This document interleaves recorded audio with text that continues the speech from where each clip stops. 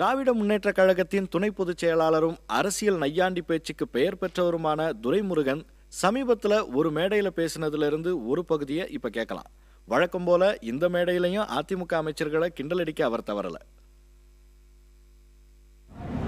சட்டம் ஒழுங்கு எப்படி இருக்கான் தெரியுமா? தமிழ்நாட்டில் முதலமைச்சர் அவர்களின் உறுதியான தலைமையில்தான் இந்த அரசு பொறுப்பேற்றது முதல் மாநிலத்தில் சட்ட ஒழுங்கு நிலை சீராக உள்ளது. எவனாலும் பேப்பர் படிக்கிறான், காத்தால பேப்பரை எடுத்தா கொலை கொள்ளை திருடு கன்னி பெண் அழிச்சது, ஸ்கூல் பெண்ணை கூட்டிக்கிட்டு வந்து ஏமாத்துறது, ஃப்ராடு பண்ணது, இதுதான் வருது தவிர வேற என்ன வந்திருக்கு உங்ககிட்ட? இது வந்து என்னைக்காவது இப்படி வந்திருக்கா? நேற்று ஊர்ல ஒரு கல்யாணத்துக்கு ஒரு அம்மா போகுது, எங்க வீட்டு பக்கத்தில் ஒரு கல்யாணம் பண்ணுவோம். இந்த முந்தானிய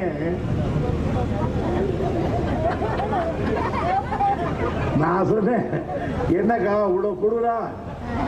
இல்லடா, தாலி அறுத்து முடுறாங்கம்மா. அது கரெக்ட். எங்க வீட்டு பக்கத்துல அது போயிட்டே இருக்கான். அந்த பக்கம் எல்லாரும் சேர்த்துறாங்க, அந்த பக்கம் ஒண்ணு அறுத்துட்டு போறான். தாலி அறுக்கிறதே வேலையா போச்சு. திருடு கொலை சட்ட ஒழுங்கு சீரா இருக்கிறான். அதே மாதிரி இந்த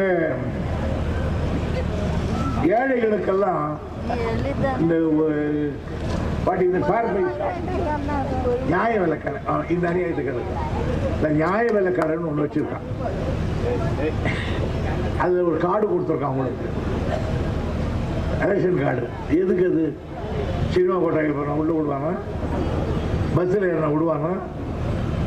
அதை எடுத்துட்டு போய் அந்த ரேஷன் கடைக்காரங்கிட்ட காட்டி, யோ 3 கிலோ உளுத்தம் பருப்பு, 2 கிலோ துவரம் பருப்பு, 1.5 கிலோ சர்க்கரை, ஆட்டா, தாவு, அதுக்கப்புறம் மாமாயில், பாமாயில், மண்ணெண்ணெய், சர்க்கரை, இதெல்லாம் இவ்வளவு சொல்லிட்டு அப்படியே மொத்தமா தூக்கிக்கிட்டு என்னைக்காவது இந்த 5 வருஷத்துல மொத்தமா வாங்கினவங்க யாரா இருந்தா கை தூக்கி பார்க்கலாம்.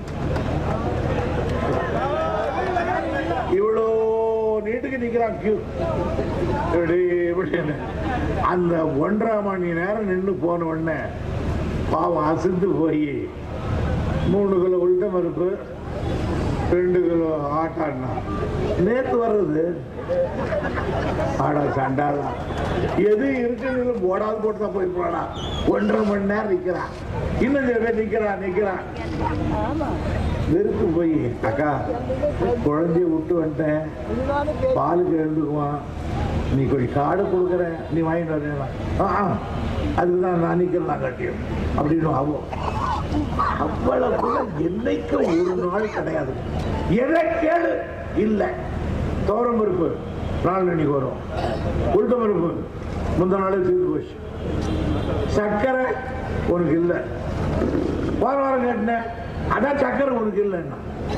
எப்ப பாரு இந்த ரேஷன் காரன் சர்க்கரை உனக்கு இல்லை, சர்க்கரை உனக்கு இல்லைன்னா.